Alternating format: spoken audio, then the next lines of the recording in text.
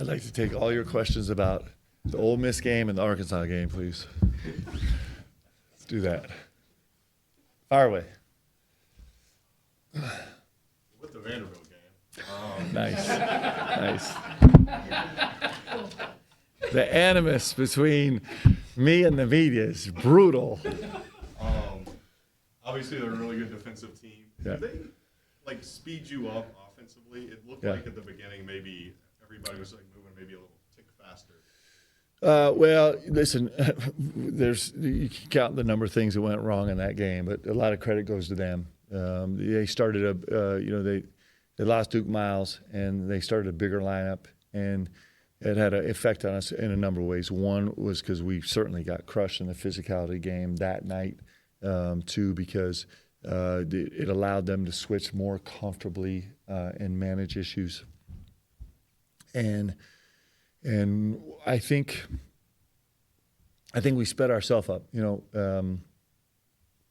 We weren't functioning at a high level offensively in the sense of actually I thought we got really good, like we made really good decisions until the finish of a play. When you look at the film, like I actually like that. I like this. There was so much we liked, and sometimes that happens, man, where we just didn't finish, and then we started to compound our own problems. So I think 5 minutes left. The score's 7-4, and I'm sorry, 5 minutes into the first half, it's 15:05 or whatever. It's 7-4, and our ball in transition. And so all the stuff that happened in the first 5 minutes that hadn't felt great, we'd managed to kind of, and we weren't, we gave up a couple of transition baskets, but otherwise we were pretty solid defensively. But I think it just started to jump on our backs a little bit, and then we turned the ball over consecutively 4 out of 5 possessions, and each one was you could feel the temperature a little bit until the third turnover was inexplicably something we've never done since the first day we started in the summer, and so it was a little bit of a self-imposed deal. Credit to Vanderbilt for playing hard and keeping the pace, but I think we kind of got in our own way a little bit.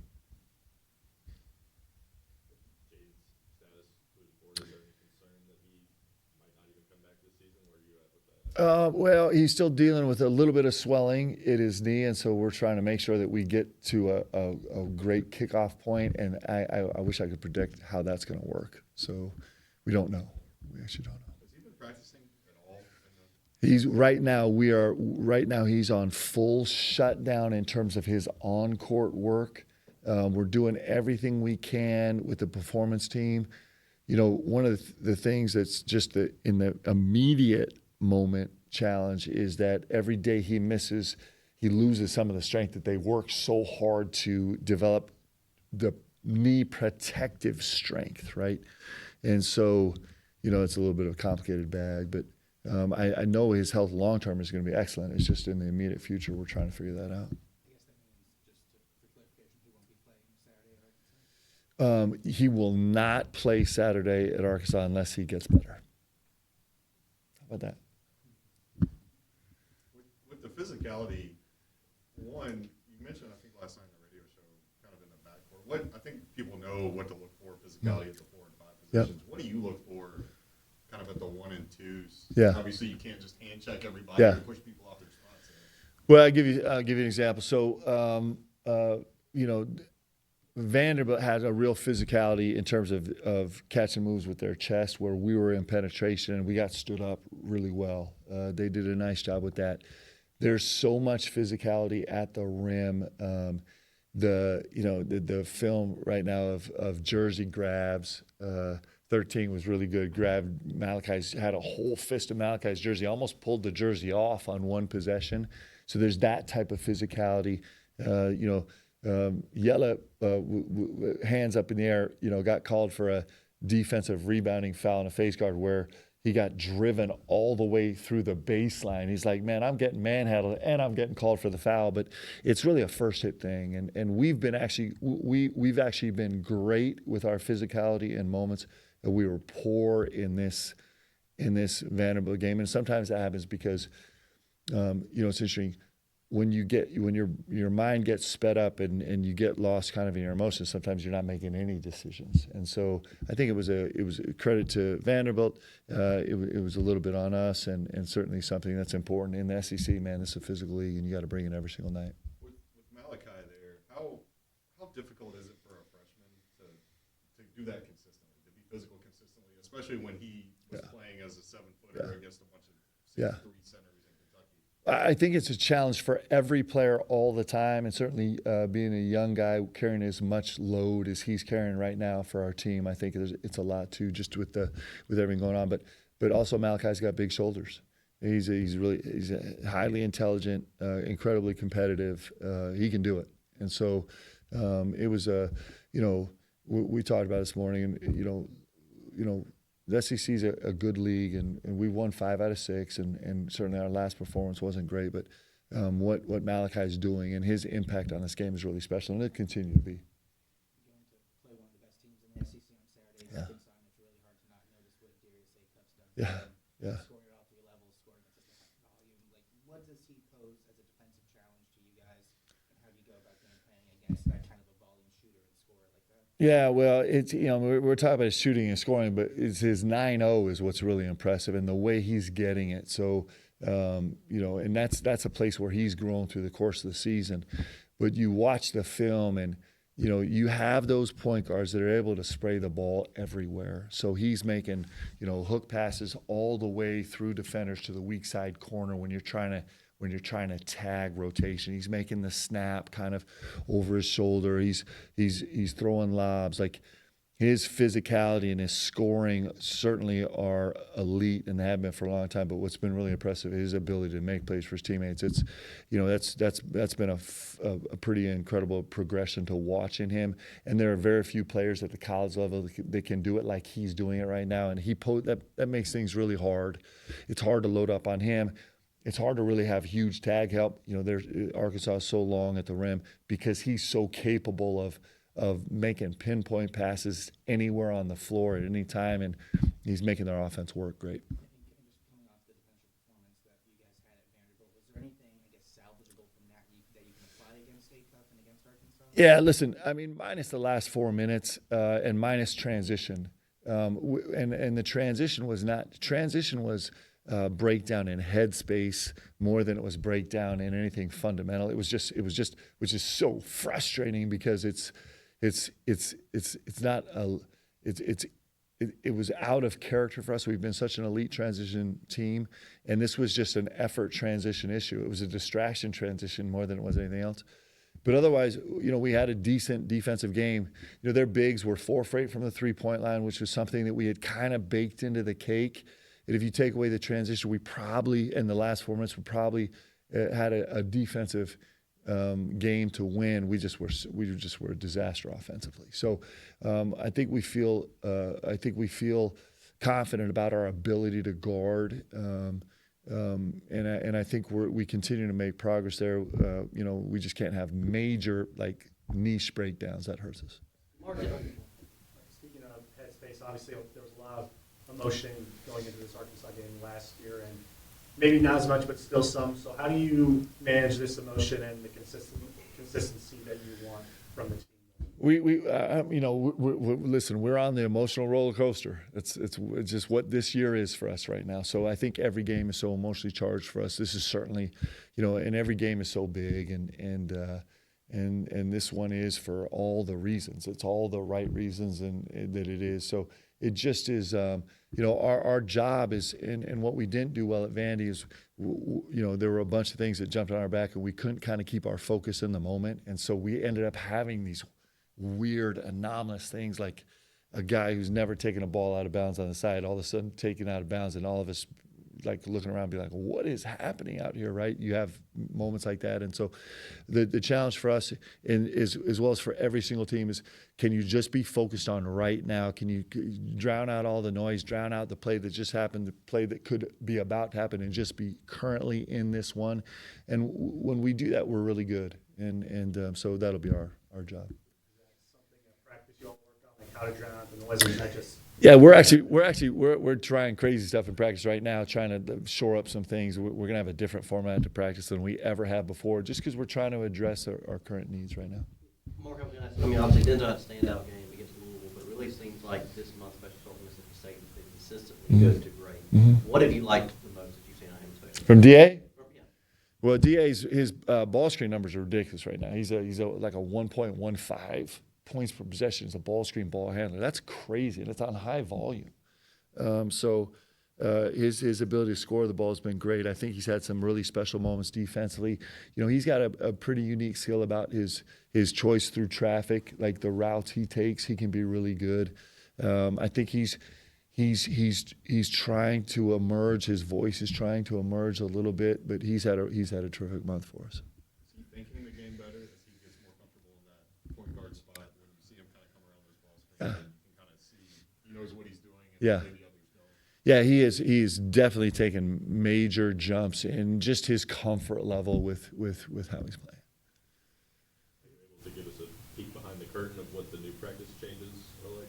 Yeah, we're going to try and simulate some in-game stuff in a different way that we haven't done. So we're just, we're clearly our first halves we haven't performed the way we want to all season long, really in high major games. So we're just going to try some things and see if some other things we've kind of been taking shots at and see if we make some progress. But I think we'll get there. It looked like Braden was a lot more active in pregame warm-ups in Nashville. Yeah. How's he feeling? I think he's feeling pretty good. I'm curious to see what he is in practice today. Like, I think he'll full practice today, I think. So we'll see how that goes. Is his practice role changing? I know he was with the scout team a lot Yeah. earlier on. Now with these injuries, is he moving in more? Yeah, he'll be off the scout team today for most of practice because we're going to go good on good a lot. And it's him and Walker are shoring up the second unit. So it's going to be fun 5-on-5 today. Like kind of an emotional roller. The Walker is dangerous, by the way. Walker's going to get buckets. You guys have seen him in real in-game. I mean, you don't have that many guys who can just walk off the bench and bang a three off a stagger without even looking at the rim. Go ahead. You referenced the kind of emotional roller coaster of the season so far, and obviously part of your job is not just this year's Yep. group, but still getting recruits and stuff for the Yeah. future. So I'm curious what the reception's been from recruits, just in terms of it being a bit of an up and down year, Yeah. and also just the outlook on that front, considering you guys still don't have a 2026 year. Well, it's interesting because when you're every recruit is different. Every recruit is looking for something different, and so unsurprisingly to the tenured coach, sometimes when things are not smooth, it's actually a better it's a better story for some recruits. Some guys want different things. So at the end of the day, the recruiting kind of it is such a unique story. I think the way we like to do it is such a unique story for every single player that it's hard to give a generalized answer on that. I don't think you've talked about it yet since it basically went into effect. But what do you think about the shortening of the transfer window and the delay of when it starts and all of that? I think it's probably good and healthy for everybody. Usually just being decisive is probably the best answer. And I don't know what advantage it is to make it longer. I think guys have a good sense if they're jumping in the portal or not. I'm sure there's really cogent arguments for it to not just be a one-day thing. Like but I think it's probably healthy. We're at that point of the year where words like resume and quad one wins or anything are getting thrown around. Yeah. Now, obviously, how are you all trying to build your resume and kind of stack these wins not only for Yeah. the team, but also the market? Just win. I mean, it's just winning. Like just winning is the nice thing for us is, it gets really complicated when you're in the trying to work the team sheets and everything else. Compare. For us, our job is very simple. It's just go win. Just go win games and play good basketball. Mark, Malachi's had a couple of 6 assist games the last few weeks, and in the last 2 seasons with Amari, Valley, BYU, you've had some really good passing. Yeah. So how does Malachi compare to them? And maybe how much better can he get than that? Well, as a freshman, what he's doing is pretty incredible. It's really impressive. We have to find ways to get the ball in his hands more. It's really important for us. We got to get the ball in his hands. We have to find some way to work him out of the post more. And and sometimes that can be complicated. We gotta find ways for him to get easier catches to kind of get us in our trail game and things like that, because the ball in his hands is pretty good. We get good results, and he's been that way. We recruited him because we thought he could be a terrific passing big, and he continues to grow that way, and he continues to grow in his understanding and attempts to kind of scheme and manipulate with our guys and how to do it. So he's got an unbelievable future as a passing big. Like, he's barely scratching the surface, but the surface is pretty good. He is a possible three-point shooter from him down the road. Obviously, he's working on other stuff right now. Yeah, But I think he's capable. You know, his brother Michael, who's his coach and you know, probably the most trusted confidant aside from his mom and his life, is, you know, was an elite level shooter in college, and said he came into college that it wasn't really his thing. And so he's convinced, and I'm convinced, and I think Malachi's convinced that he also is going to turn into an elite level three-point shooter. So that's going to be fun to watch. Has Jalen undergone the shoulder surgery? Yeah, had surgery yesterday, and it went perfectly smoothly. And so he's on the road to recovery, and I don't know if he'll be available Saturday, but hopefully next Tuesday. Is there a timeline on the injury for that, or do you? No, this is a long-term injury. This will be this is a 6-month rehab. Cam, I think it's maybe a week now. Unless there's a miracle, I do believe in miracles. We'll see. Cam will be a while. Cam's is a less long intensive. You know, he's you know, he had with his particular medical treatment, it's some place pretty soon he gets to just a pain tolerance. So I'd like to make all kind of jokes on that, but you know, we'll see on Cam. Like there's maybe an outside chance that Cam could rejoin us at some point this season. We'll see. Mark, I know you feel like we've asked about it so much, but Braden and him potentially playing, is there like a game number or a date in mind? You're like, hey, if we don't play you now, we're just not going to. It's not worth it. Well, it's you know, it's so many dynamics. Like, if we were healthy, we probably wouldn't be in conversations, but Yeah, that would be we're absolutely not, wild. right? Exactly. So you know, if we lose another player or two, you know, it might be just like, to put 5 on the floor, we need you, BH. And at that point, we have to do it. But so it's just we're in the process. Most important, him getting healthy, and we'll go. going back to ACUP, when you have a guy like Ortega, how much do you balance wanting to put him just on the ball, Yeah. on Darius at all times, and how much do you may want to play him off and do that Yep. pick six thing he Yep. does and use Yep. those instincts he has to maybe look for somebody else?